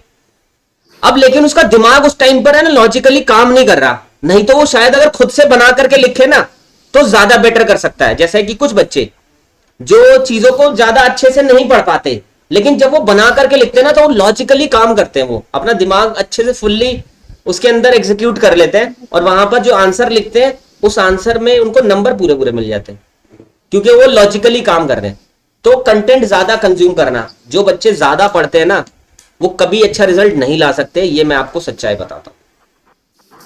इसलिए ज्यादा पढ़ने से बेहतर है, ज्यादा पढ़ने से बेहतर है कि उतना पढ़ो जो आपको अंडरस्टैंडिंग के लेवल तक ले जाने में मदद मिल सके। अगर आपने ज्यादा कंटेंट कंज्यूम कर लिया तो कहीं ना कहीं कंफ्यूजन बन जाएगी। कंफ्यूजन किसको होती है? कम पढ़ने वाले को थोड़ी होती है, कंफ्यूजन उसको होती है ज्यादा पढ़ने वाले को। तो वो बच्चा कंफ्यूजन का शिकार है, वो हमेशा कंफ्यूज रहेगा, क्या बताना है, कैसे बताना है, कौन सी बतानी है, ये बता दें क्या, ये बता दें, वो बता दें क्या, ये बता, वो इसी डायलेमा में चल रहा होता है। तो वो कंफ्यूजन की वजह से ही आंसर अच्छे से फ्रेम नहीं हो पाते हैं, क्योंकि हाँ। कई सारी चीजें पढ़ी हैं और कई सारी चीजों पे आंसर करने की हाँ, वो अप्रोप्रिएट फ्रेम इसलिए नहीं कर पा रहा क्योंकि वो कंफ्यूज हो चुका है, कंफ्यूजन है उसके दिमाग में। जब तक वो कंफ्यूजन नहीं उतरेगी तब तक वो नहीं सीख पाएगा। जैसे फॉर एग्जाम्पल कुछ बच्चे ऐसा होते हैं कि बहुत जगह पर चीजों को सीख लेते हैं, फिर एक नई जगह पर सीखने की कोशिश करते हैं, तो वहां पर उनको दिक्कत फील होती है। क्यों? क्योंकि उन्होंने और भी जगह पर पढ़ा हुआ है, वहां पर किसी और तरीके से पढ़ लिया था उन्होंने, यहां पर किसी और तरीके से पढ़ लिया था। जैसे आपने नेगेटिव लर्निंग ट्रांसफर का नाम सुना है? Negative learning transfer no sir, अभी नहीं सुना। नेगेटिव लर्निंग ट्रांसफर का मतलब होता है जब प्रीवियस लर्निंग हमें कोई नई चीज सीखने में नेगेटिव इंपैक्ट डाले, ठीक है, तो उस कंडीशन को हाँ नेगेटिव लर्निंग ट्रांसफर कहते हैं। अब मान लीजिए किसी बच्चे लर्निंग ट्रांसफर मुझे पता है। ये सर सुना है, ये नकारात्मक अधिगम, मतलब हिंदी में मैंने सुना हाँ है। नकारात्मक अधिगम स्थानांतरण होता है। हाँ। हाँ, तो उसमें क्या होता है? सर ये चीज नकारात्मक अधिगम ट्रांसफर ये होता है कि एक जगह की चीज सीखी हुई दूसरी जगह हमें हानि या मतलब लाभ नहीं पहुंचा रही है, वो नेगेटिव इम्पैक्ट डाल रही है। एक तो हमारा पुराना कॉन्सेप्ट जो था उसको हिला देती है, और एक नए कॉन्सेप्ट को कभी सीखने नहीं देती, तो दोनों में कंफ्यूजन क्रिएट कर देती है, वो अधिगम में बाधा डालती है सर, बाधा डाल देती है आपकी लर्निंग में। यही चीज देखने को मिलती है। अब इसकी जगह पर अगर पॉजिटिव लर्निंग ट्रांसफर होता है या जीरो लर्निंग ट्रांसफर होता है, पॉजिटिव हटाओ क्योंकि पॉजिटिव मिलता ही नहीं है, जीरो लर्निंग ट्रांसफर बेटर माना जाता है। क्यों? क्योंकि वहां पर आप हर एक चीज को ना स्टार्टिंग से करने की कोशिश करते हो। इसी वजह से होता है कि जो बच्चे एग्जाम टाइम में पढ़ते हैं ना वो पास हो जाते हैं अच्छे नंबरों से, क्योंकि जी। वो बिल्कुल जीरो से शुरुआत कर रहे हैं। और एक बच्चा वो कंटिन्यू लगा पड़ा है, एक बुक से उठाया दो। इसलिए कहा जाता है लेस इज मोर, यानी कम ही ज्यादा है। आप जितना कंटेंट देखो, कंटेंट 10 कंटेंट पढ़ने से कुछ नहीं होगा, एक कंटेंट को 10 बार पढ़ लो, वो आपकी सेंस डेवलप कर देगा। ये रियलिटी है। तो बच्चा ज्यादा सर, पढ़ने ये की वजह से, ग्रोथ ज्यादा पॉइंट है क्या? कंटेंट कंज्यूम करने की वजह से ही कंफ्यूज है। तो कंफ्यूजन की वजह से उसका प्रैक्टिकली बच्चे के नंबर नहीं आते, ये कंफ्यूज हो जाता है। सर मैं बोलूं? हाँ जी। सर देखो मूवी आई थी 3 इडियट, देखी होगी सभी ने। उसमें भी सेम यही थी, आमिर खान के साथ। और वो क्या था चतुर दूसरा, चतुर जो फर्स्ट डेली किताब वगैरह पढ़ता रहता था, चतुर एग्जाम्पल के तौर पर था चतुर। सेम कंडीशन थी उनकी भी। हम्म, आमिर खान डेली लाइफ से जोड़कर काम करता रहता था और वो अपने बुक पे ही घिरा रहता था। ऐसा ही होता था बिल्कुल।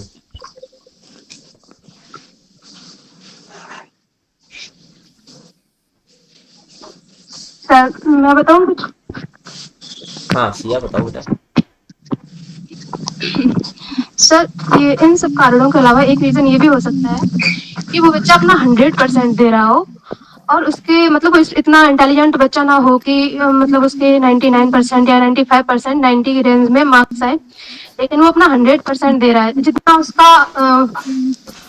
उसका वो है, जितना जितना वो कर सकता है अपनी पढ़ाई में उतना वो कर रहा है। और लेकिन हर बच्चा तो इतना इंटेलिजेंट नहीं हो सकता कि पूरा दिन पढ़ाई करके और 100% मार्क्स अचीव कर ले।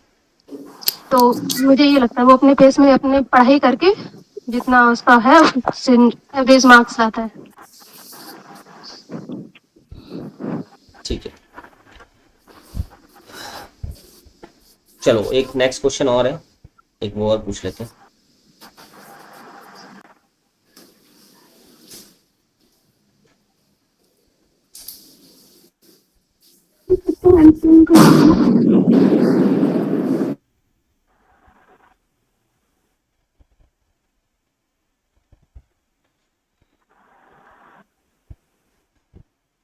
हाँ भाई, क्वेश्चन है, अगर कोई बच्चा रोजाना कक्षा में देर से आता है तो आप शिक्षक होने के नाते क्या करेंगे?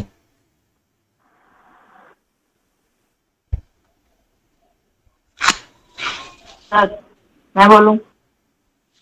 एक बार रिपीट कर दो क्वेश्चन। अगर कोई बच्चा रोजाना कक्षा में देर से आता है, ठीक है, तो आप शिक्षक होने के नाते क्या करेंगे? सर बोलो बोलो कविता। यस सर, सबसे पहले तो हम जो बच्चा लेट आ रहा है उसका रीजन फाइंड आउट करेंगे कि बच्चा क्यों लेट आ रहा है स्कूल में। लाइक दैट सबसे पहले हम उसके जो फ्रेंड सर्कल है उससे पूछेंगे कि वो घर से टाइम पे आता है या रास्ते में रुक जाता है कहीं। फिर उसके पेरेंट्स से भी कांटेक्ट करेंगे सर कि घर में कोई प्रॉब्लम चल रही है जिस वजह से बच्चा लेट हो रहा है, तो तब उससे फिर उसकी सॉल्यूशन करेंगे सर। ठीक है, आरती। यस सर, सबसे पहले कारण जानेंगे कि क्या कारण है, तो बच्चा क्यों लेट आ रहा है। हम उसके देखेंगे कि वो एक दिन लेट आता है, अगर ओवरऑल लेट आ रहा है तो हम उसके घर पे देखेंगे कि क्या कोई प्रॉब्लम है, क्या उसको कोई काम होता है या कुछ भी है कि वो इसलिए लेट आ रहा है, और उस चीज को सुधारने की कोशिश करेंगे। और उसके फ्रेंड से भी बात करेंगे कि क्या कारण है इसका, कि उसका मन नहीं करता स्कूल आने का, तो उस चीज को भी हम सुधार सकते हैं, उस पर ध्यान देंगे। ठीक है, दीपा।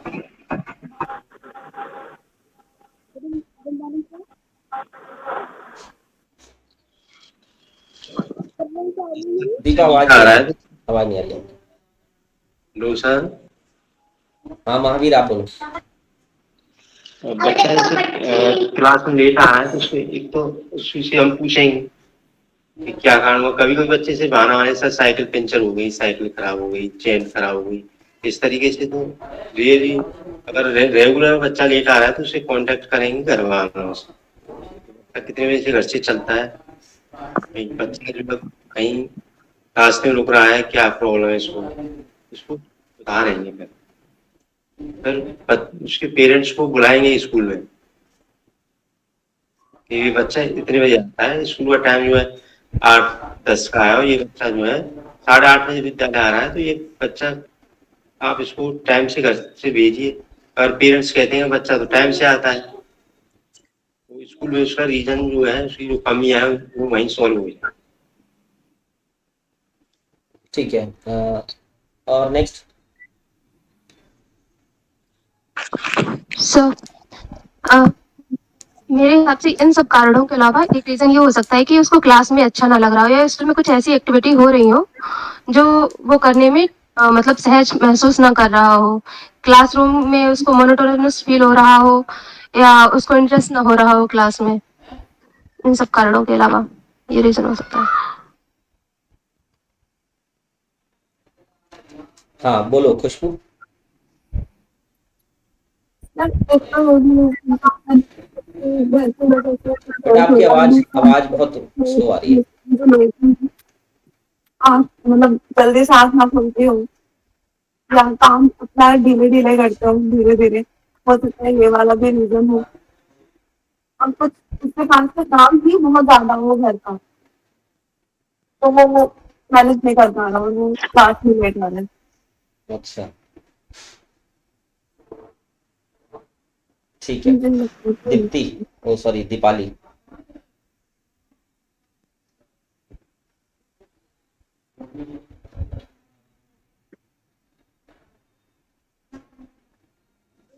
सर मैं बोलूं? हाँ सुमन आप बोलो। सर मुझे लगता है एक तो क्लास ना होना, इंटरेस्टिंग माहौल ना होना, दूसरा बच्चे का डर जाना, जैसे आज कोई टेस्ट लेंगे या फिर सर से डरना कि पिटाई होगी या फिर कुछ, जैसे आज सुबह जाते ही सर ये बोलेंगे वो बोलेंगे, तो बच्चा उस क्लास से भागता है डर की वजह से।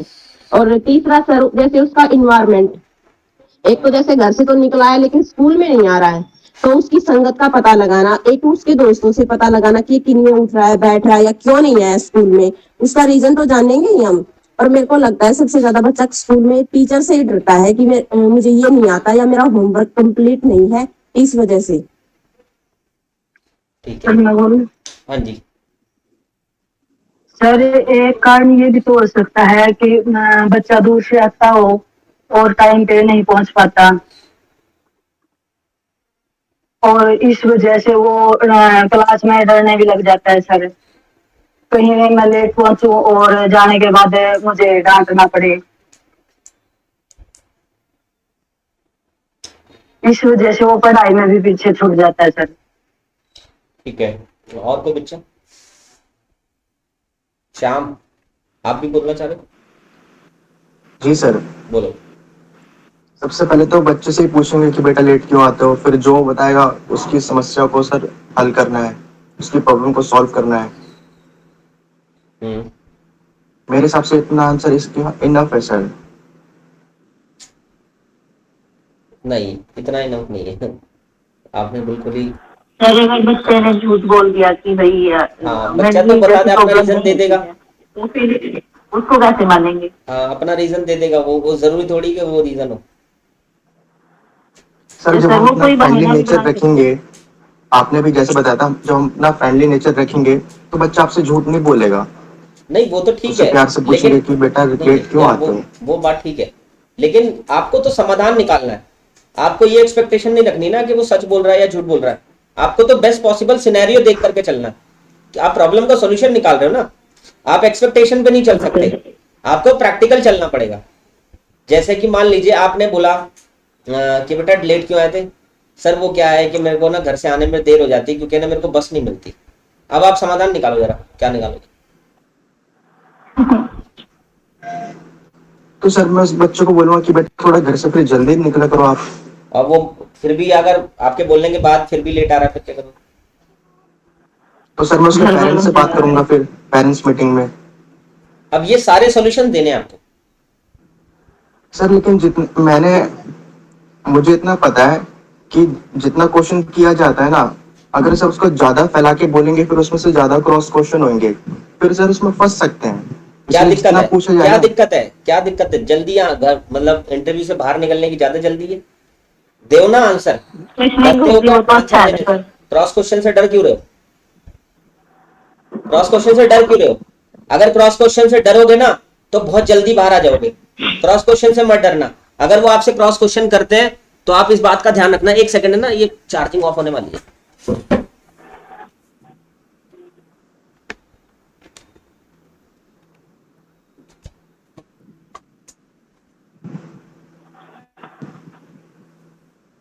श्याम सर, क्रॉस क्वेश्चन से डरना नहीं है बिल्कुल भी। क्रॉस क्वेश्चन से डरोगे ना तो बहुत जल्दी बाहर भेज देंगे वो।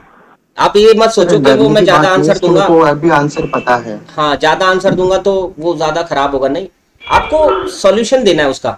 सॉल्यूशन ये नहीं होता कि आपने बंदे बंदा जवाब दे दिया कि सर मैं उससे पूछूंगा और जो भी समस्या होगी उसका समाधान करूंगा। ये क्या आंसर है? ये थोड़ी एक्सपेक्ट कर रहे हो आपसे। फिर वो पूछेंगे ही क्यों आपसे? आप समझ रहे हो? इस क्वेश्चन को पूछने का रीजन तो समझो ना। वो ये तो जानना चाह रहे कि आपने बोला। अब एक छोटे सा आप मेरे से क्वेश्चन करो, ये वाला करो। सर मैं करूँ इससे क्वेश्चन, क्रॉस क्वेश्चन? नहीं, आप अभी श्याम करना, सर से। लेकिन अभी शाम मेरे से ये वाला क्वेश्चन जो मैंने पूछा है वही क्वेश्चन करो मेरे से एक बार। Same question sir. हाँ, सेम क्वेश्चन। ठीक है सर, आप बताओ, कोई बच्चा अगर स्कूल में लेट आता है तो क्यों आता है वो? ठीक है, अब मैं आप वाला आंसर करूंगा, ठीक है? मुझे जज करना। सर मैं सबसे पहले बच्चे से कारण जानने की कोशिश करूंगा और जो भी कारण निकल करके आएगा मैं उसका समाधान करने की कोशिश करूंगा। ये आंसर दिया आपने। जी। आप बताओ, जज करो इस आंसर को।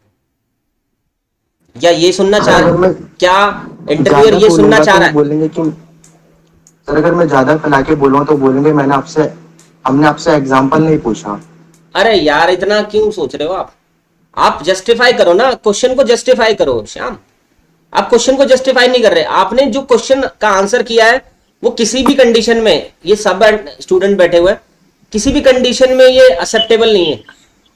किसी भी कंडीशन में एक्सेप्टेबल नहीं है। क्यों एक्सेप्टेबल नहीं है? इसमें आपने ना तो रीजन पता करा, ना आपने सॉल्यूशंस दिए।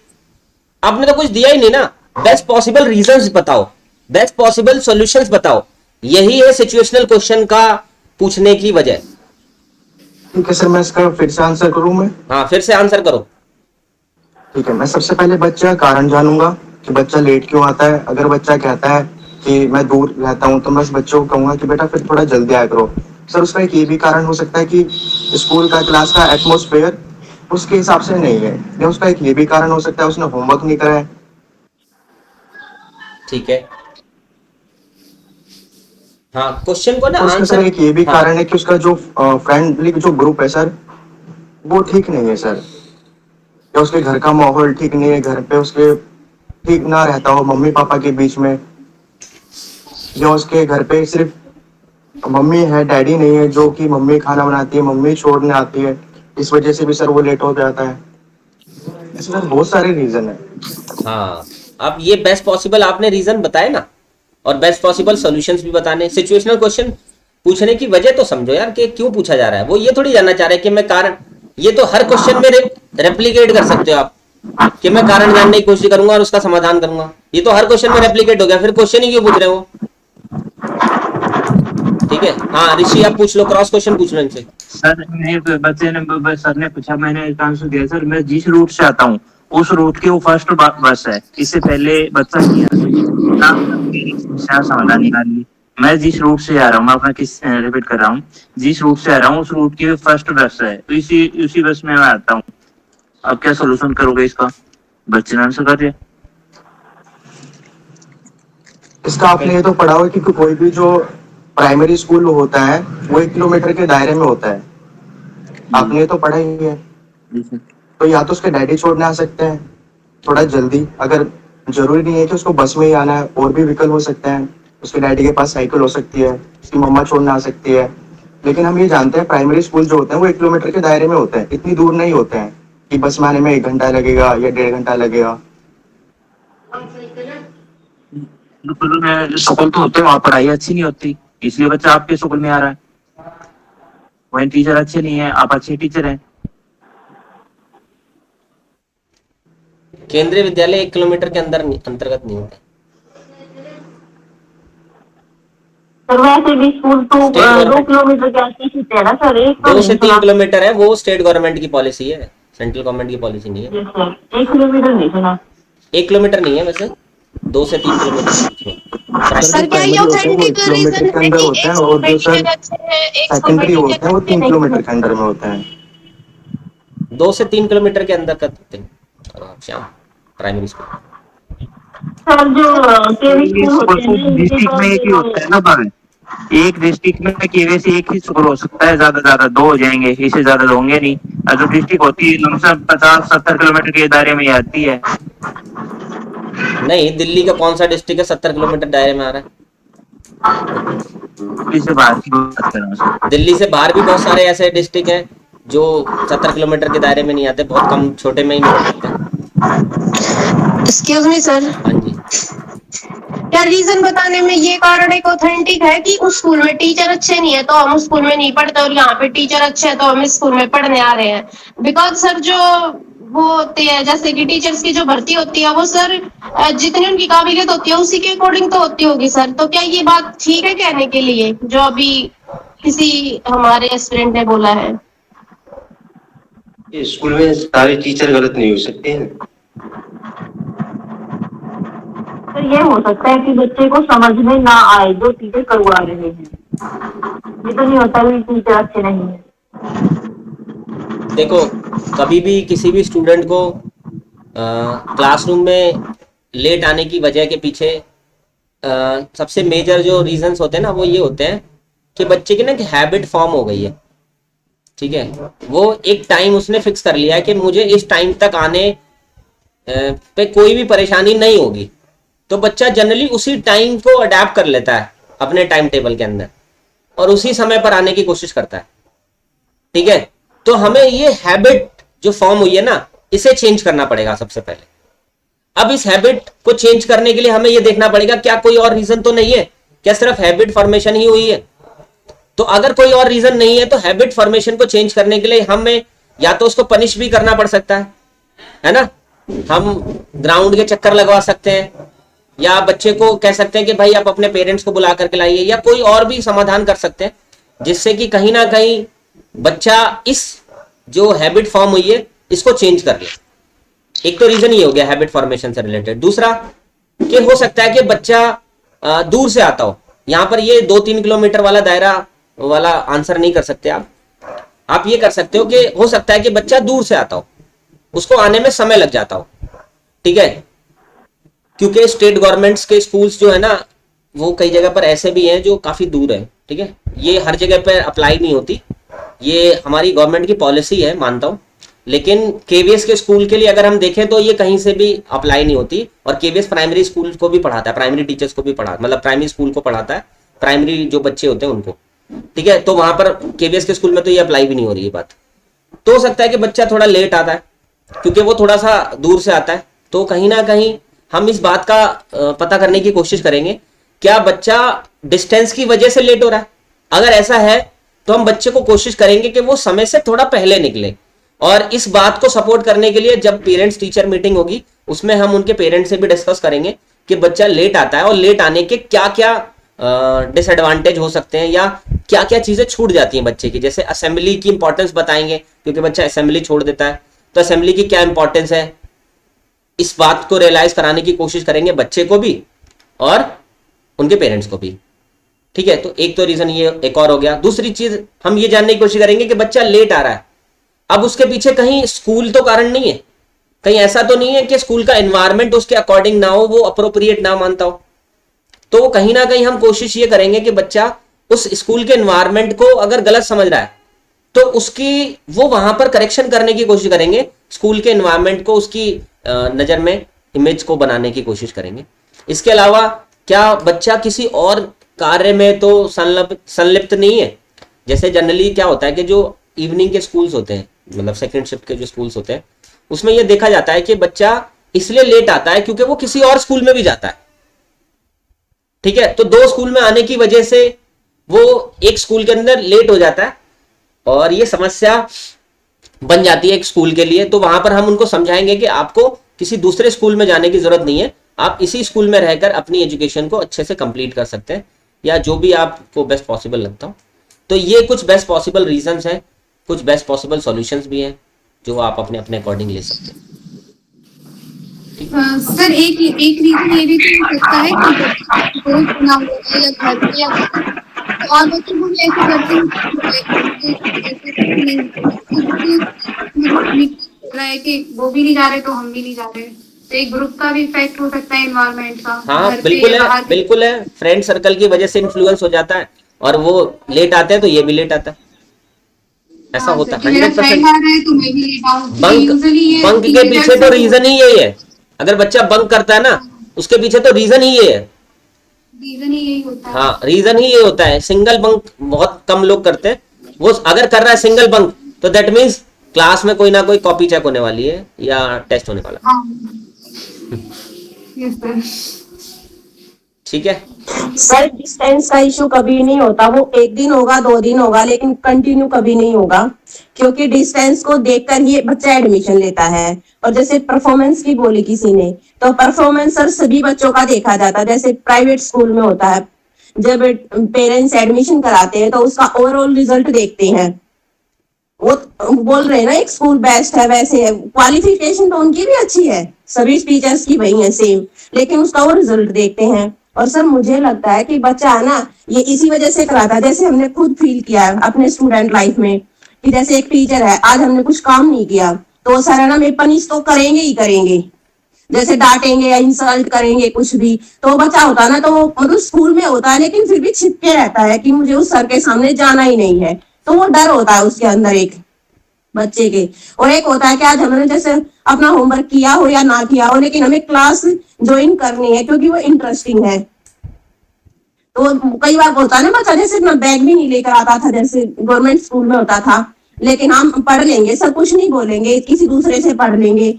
और एक बच्चा होता है कि सर वो सब कुछ चेक करता है कि आज ये नहीं है, अच्छा सर पनिश करेंगे, मैं नहीं जा रहा क्लास में, सर को जाने दे बाद में जाएंगे। तो मुझे लगता है वो क्लास का इन्वायरमेंट ही ऐसा, वो टीचर में ही कमी है मेरे को, मैं तो ये बोलूंगी सर, तभी वो बच्चा क्लास को बंक करता है। नहीं, बंक की बात नहीं, यहाँ पर लेट आ रहा है।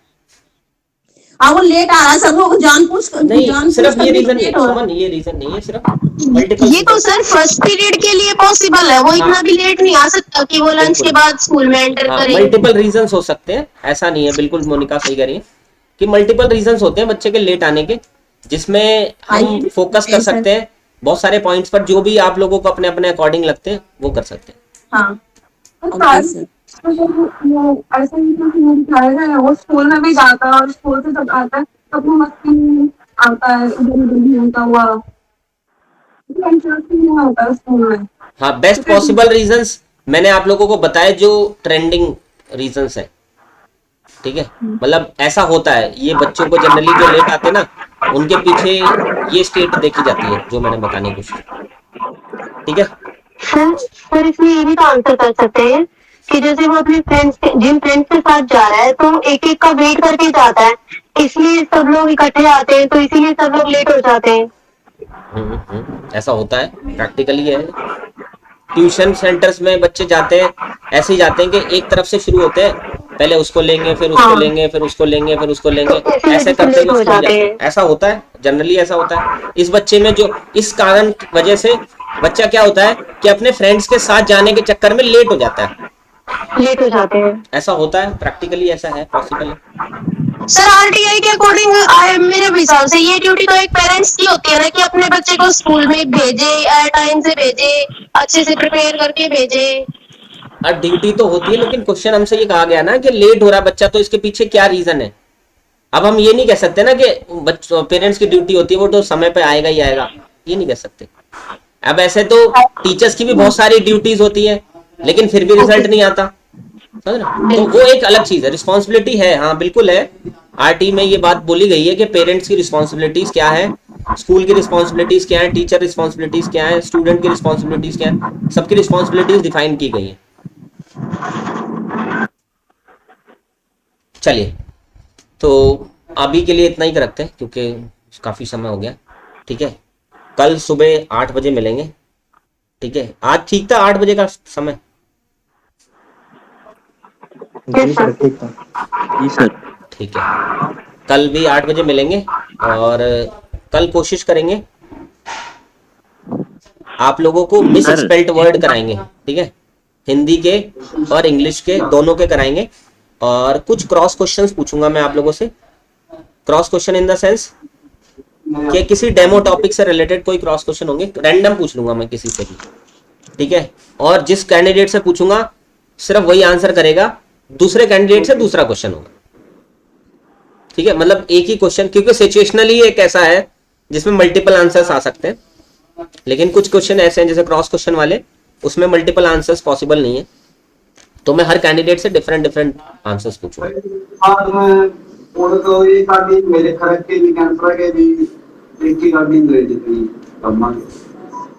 ऋषि अपना माइक ऑफ करो।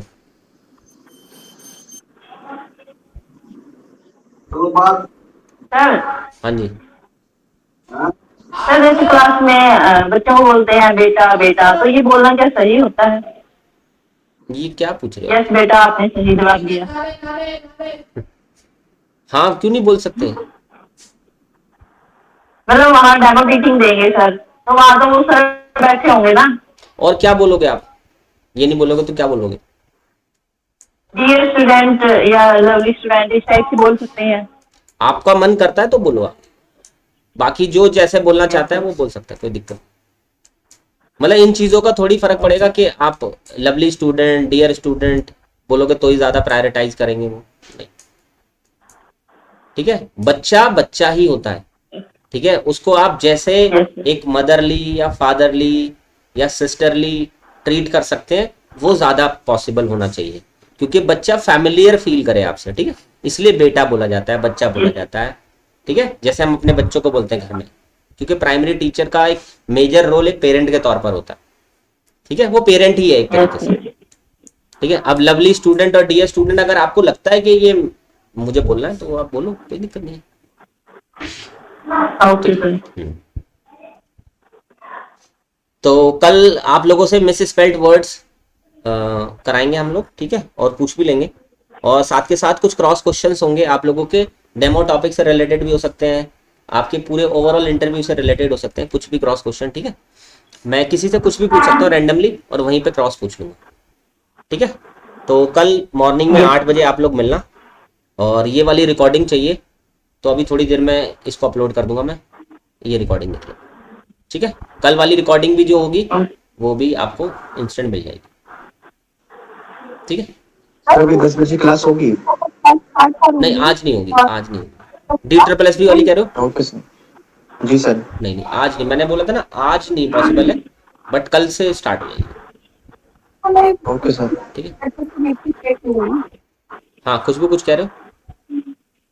मैं ये बोल रही थी जब DSSS वाला बैच होगा और जो इंटरव्यू वाला जो चल रहा है उसको देखते होगा ना, वहाँ पर ये मतलब फॉलो होगा। आपकी आवाज नहीं आ रही खुशबू, आप पता नहीं कहाँ आवाज आपकी खो गई है।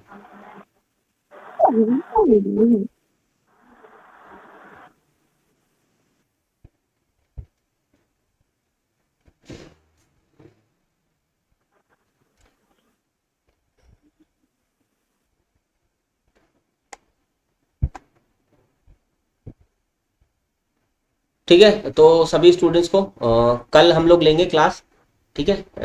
DSSS वाली कल होगी क्लास, और आपकी जो KVS PRT की क्लास है वो आपको मिलेगी कल। DSSS वाले बैच और KVS इंटरव्यू वाले में ब्रेक होगा ना क्लास में? हाँ एक्चुअली क्या है, KVS PRT इंटरव्यू की जो क्लास है ना वो 1 घंटे ही चलनी चाहिए, बट थोड़ा सा टाइम ज़्यादा लग जाता है। अब मैं कोशिश करूँगा कि कम बच्चों को मैसेज भेजा करूँगा, जो बच्चे सीरियस है ना सिर्फ उनका ही बैच बनाऊंगा, उन्हीं की क्लास रखा करूँगा PRT में, KVS PRT में, ठीक है, क्योंकि थोड़ा समय ज़्यादा लग जाता है, क्योंकि डिस्कशन वाली क्लास होती है। मुझे टॉपिक कराना हो तो मुझे कोई दिक्कत नहीं है, मैं तो 1 घंटे में फिनिश कर दूंगा, लेकिन डिस्कशन वाले में ना ज़्यादा स्टूडेंट होते हैं ना तो टाइम स्ट्रेच हो जाता है, ठीक है। तो जो बच्चे सीरियस है वो डोंट वरी, उनका तो नाम मेरी लिस्ट में है ही, मैं हो सकता है कि 1-2 दिन के अंदर बैच नया बना दूं, और जो बाकी कैंडिडेट हैं जो कभी कभी आते हैं वो YouTube से अपना कर सकते हैं, ठीक है। चलिए आगे बढ़ते हैं, कल मिलेंगे भैया अब 8 बजे, और DSSS के लिए भी कल से बैच स्टार्ट करेंगे। चलिए ओके बच्चों, बाय आज के लिए, ठीक है। Okay sure, bye sir. Okay thank you sir. Thank you sir. Thank you sir. Okay.